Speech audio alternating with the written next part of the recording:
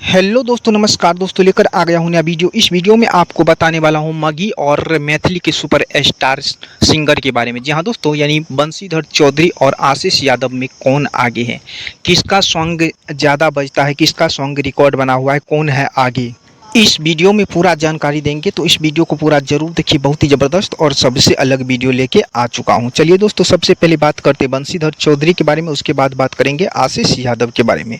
तो दोस्तों, आपको बता दूं कि बंशीधर चौधरी का एक सॉन्ग सुने होंगे, डीजे की तारे तोड़ दिल को। जी हाँ दोस्तों, जो कि 60 मिलियन को पार है, जो कि मैथिली इंडस्ट्री में रिकॉर्ड बना हुआ है, जो कि और भी कई सारे चैनल पर है बंशीधर चौधरी का ये सॉन्ग।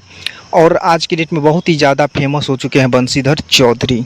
मैथिली इंडस्ट्री में सबसे हिट सॉन्ग है बंशीधर चौधरी का। चलिए दोस्तों, अब बात करते हैं आशीष यादव के बारे में। तो दोस्तों, आपको बता दूं कि आशीष यादव का एक सॉन्ग सुने होंगे, यारबा हो भर्ती पटनमा में। जी हाँ दोस्तों, यारबा हो भर्ती पटनमा में, जो कि ये सॉन्ग सैड सॉन्ग है, जो कि 100 मिलियन को पार कर चुका है।